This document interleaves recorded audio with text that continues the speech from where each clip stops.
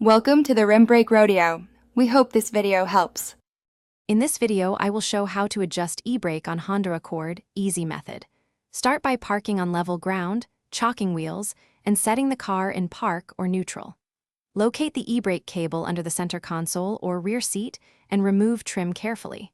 Check current slack by lifting the lever and counting clicks. Gather a 10 mm wrench and pliers to make small adjustments at the cable clevis. To access the adjuster, start inside the cabin and remove the center console trim panels, keeping screws in a safe container. Fold the rear seat if the cable runs through that area to expose the cable tunnel. Shine a flashlight into the cavity and clean dust or debris away so you can see the adjuster and clevis clearly. This prevents accidental loosening from grit and helps the cable move smoothly when adjusted. If you're finding this helpful, please subscribe and like so I can keep making clear, practical guides. Quick recommendation. On another note, go darn tough for socks with a lifetime warranty.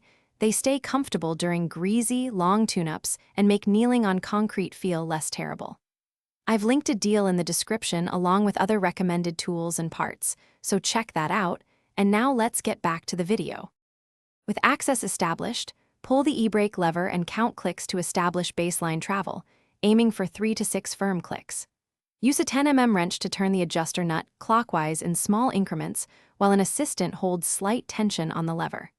After each turn, test lever travel and jack the rear slightly to spin a wheel to confirm the brake engages. Adjust until wheel resists rotation and lever travel meets the click target. Thanks for watching.